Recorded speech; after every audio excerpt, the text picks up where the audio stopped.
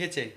स्वर्ग का टुकड़ा, एक ऐसा देश जहाँ नहीं बिकती कोई भी नशीली चीज। दुनिया का इकलौता ऐसा देश जिस पर कभी भी किसी विदेशी का आक्रमण नहीं हुआ। दोस्तों, हम बात कर रहे हैं भारत के पड़ोसी देश नेपाल की। भारत की राजधानी दिल्ली से सिर्फ 600 किलोमीटर दूर हिमालय की गोद में बसे नेपाल ने इंटरनेशनल लेवल पर अपनी अलग और नई पहचान बनाई है। आइए आज आपको बताते हैं नेपाल के सुनहरे इतिहास और विविधता से भरे कल्चर के बारे में, इसलिए वीडियो को आखिर तक जरूर देखिएगा। नेपाल के बारे में जानने से पहले आइए आपको नेपाल के बारे में कुछ अनोखे फैक्ट्स बताते हैं। कहने को तो नेपाल एक अलग देश है, लेकिन नेपाल की बहुत सी ऐसी चीजें और कुछ ऐसी बातें हैं जो आज भी भारत से जुड़ी हुई हैं। नेपाल में अलग अलग प्राचीन सांस्कृतिक विरासत है और आपको बता दें कि वैदिक काल के रिकॉर्ड से ही नेपाल शब्द को लिया गया है। साथ ही साथ बुद्ध धर्म के संस्थापक गौतम बुद्ध का जन्म भी दक्षिणी नेपाल की लुम्बिनी में हुआ था। वहीं फर्स्ट वर्ल्ड वॉर और सेकेंड वर्ल्ड वॉर में अपनी अलग छाप छोड़ने वाले गोरखा भी नेपाल की जमीन से ही निकले और आज भी ब्रिटिश आर्मी में गोरखाओं की भर्ती की जाती है।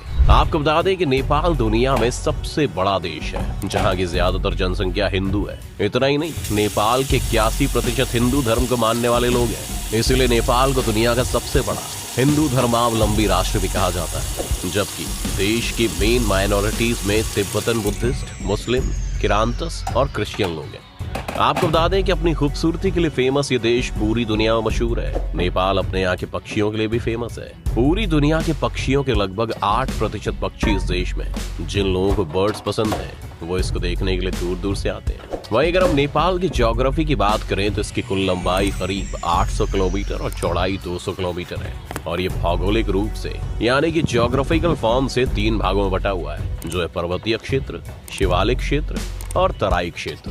नेपाल का क्षेत्रफल 1,47,181 वर्ग किलोमीटर है। आपको बता दें कि देश क्षेत्रफल के हिसाब से दुनिया का 93वां सबसे बड़ा देश है और वहीं जनसंख्या के हिसाब से दुनिया का 41वां सबसे बड़ा देश है।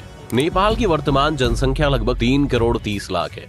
नेपाल की राज्य भाषा नेपाली है और यहाँ के लोगों को भी नेपाली कहा जाता है। नेपाल की राजधानी काठमांडू है। नेपाल के नए संविधान के मुताबिक नेपाल को 7 राज्यों में बांटा गया है। इन सभी राज्यों को मिलाकर पूरे देश में कुल 77 जिले हैं। नेपाल देश की संस्कृति तिब्बत एवं भारत से काफी मिलती जुलती है। नेपाल में नेपाली भाषा को छोड़कर मुख्य रूप से 6 भाषाएं और बोली जाती है, जो कि गुरुंग, तामांग, नेपा भाषा नेवा, गोरखाली, किराती और मगर है। तो ये तो थे नेपाल से जुड़े कुछ फैक्ट्स। आइए बात करते हैं नेपाल के इतिहास के बारे में। आपको बता दें कि नेपाल बहुत पहले अशोक साम्राज्य का एक हिस्सा हुआ करता था। 3री शताब्दी में ही अशोक साम्राज्य ने नेपाल को अपने अधिकार में ले लिया था। इसके बाद 4वीं शताब्दी में नेपाल राज्य ने समुद्रगुप्त की सत्ता को स्वीकार कर लिया और फिर 7वीं शताब्दी में नेपाल पर अपना अधिकार जमाने के लिए तिब्बत ने हमला कर दिया और नेपाल पर अपना अधिकार जमा लिया। इन सभी हमलों के बाद नेपाल के आंतरिक संघर्ष यानी कि बहुत से इंटरनल कॉन्फ्लिक्ट्स हुए, जिसके कारण नेपाल में स्थितियां बहुत ज्यादा खराब होने लगी और 11वीं शताब्दी आते आते नेपाल में ठाकुरी वंश के राजाओं ने अपना अधिकार जमा लिया। इन सभी के बाद नेपाल में मल्ल वंश का उदय हुआ।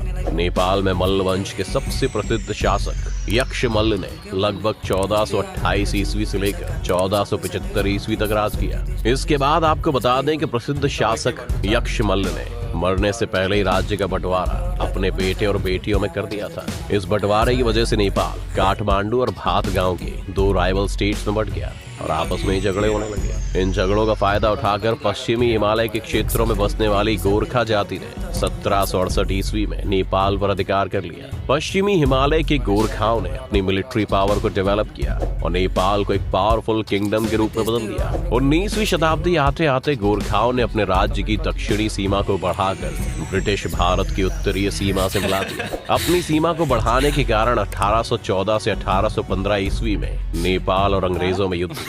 इस गोरखा युद्ध के बाद दोनों देशों में सुगौली की संधि हुई, जिसके मुताबिक नेपाल ने अपने राज्य के कुछ भूभाग ब्रिटिश सरकार को दे दिए।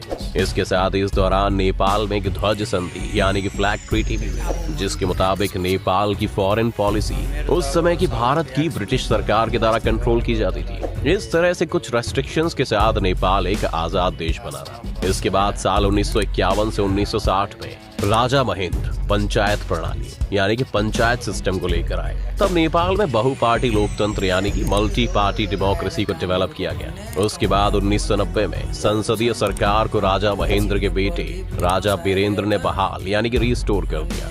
इसके बाद तकरीबन 10 सालों तक नेपाल को कम्युनिटी माओवादी उग्रवाद, जिसे कम्युनिस्ट माओइस्ट इंसर्जेंसी के नाम से भी जाना जाता है, का सामना करना पड़ा था, जिसके चलते 2000 में राजशाही की भी समाप्ति कर दी गई। अब तक नेपाल बहुत से राजनीतिक उथल पुथल का सामना कर चुका था, इसलिए वहाँ की राजशाही खत्म होने के बाद वहाँ के शासकों ने नेपाल को एक संवैधानिक कंट्री बनाने का सोचा।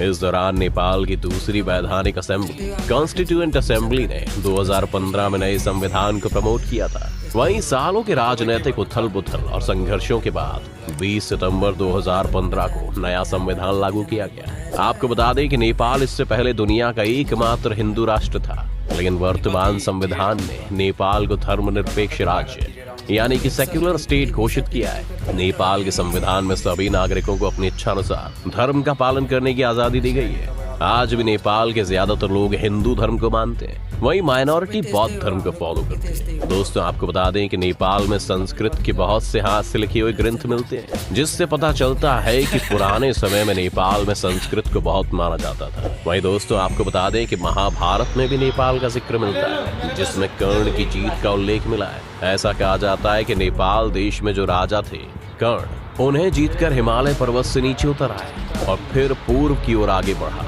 इससे पता चलता है कि पुराने समय में भौगोलिक एवं सांस्कृतिक व्यू से नेपाल को भारत का एक हिस्सा समझा जाता था।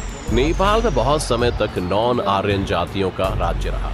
मध्य युग मिडिएवल पीरियड में राजनीतिक सत्ता मेवाड़ राजस्थान के राज्य वंश की एक शाखा के हाथ में आ गई। राजपूतों की शाखा मेवाड़ से मुसलमानों के आक्रमण से बचने के लिए नेपाल में आकर बस गई। इसी क्षत्रिय वंश का राज्य आज तक नेपाल में चला रहा है। वहीं आपको बता दें कि नेपाल से बहुत से स्थानीय प्राचीन काल से अब तक हिंदू तथा बौद्धों के पुण्य तीर्थ रहे हैं। लुम्बिनी पशुपतिनाथ जैसी जगह भारतवासियों के लिए भी उतनी ही पवित्र है जितनी के नेपालियों के लिए। ऐसा महाभारत काल में जब कुंती के पुत्र पांचों पांडव स्वर्गलोक की ओर प्रस्थान कर रहे थे, तभी पांडु पुत्र भीम ने भगवान महादेव को दर्शन देने हेतु विनती की। तभी भगवान शिवजी ने उन्हें दर्शन एक लिंग के रूप में दिए, जो आज पशुपतिनाथ ज्योतिर्लिंग के नाम से जाना जाता है। वैसे तो कभी भी किसी ने नेपाल की तरफ आंख उठाकर नहीं देखा, लेकिन यह हिमाकत अंग्रेजों ने जरूर की थी और उन्हें हर बार मुंह की खानी पड़ी थी। नेपाल पर किसी भी बाहरी शक्ति का कब्जा ना कर पाने के पीछे कई वजह है, जैसे कि नेपाल एक विस्तारवादी साम्राज्य यानी कि एक्सपेंशनिस्ट एम्पायर था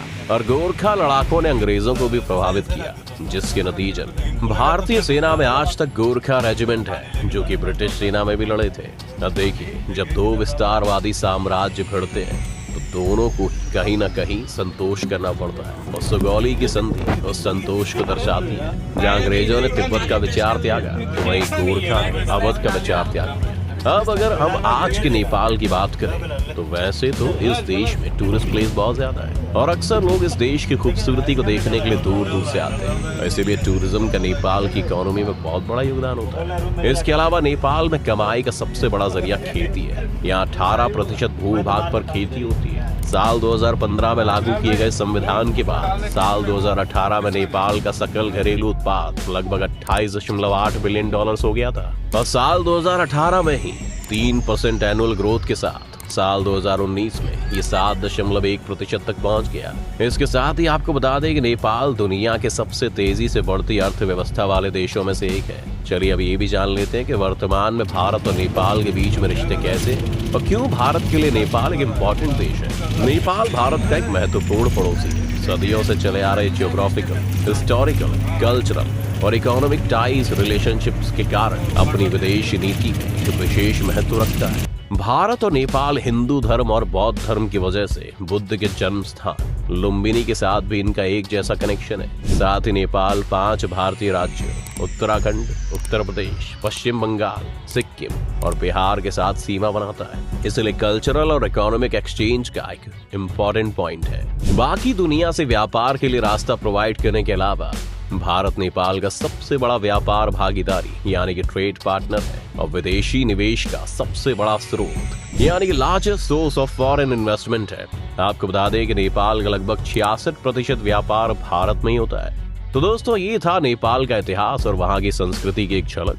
आपकी इस वीडियो को लेकर क्या राय है, हमें हमारे कमेंट सेक्शन में जरूर बताएं। तो दोस्तों, आज की वीडियो में बस इतना ही। उम्मीद है आपको आज की इस वीडियो से काफी कुछ सीखने को मिला होगा। अगर आपको वीडियो पसंद आया तो वीडियो को लाइक करें और अगर आप इस चैनल पर नए हैं तो जाने से पहले चैनल को सब्सक्राइब करना भी ना भूलें।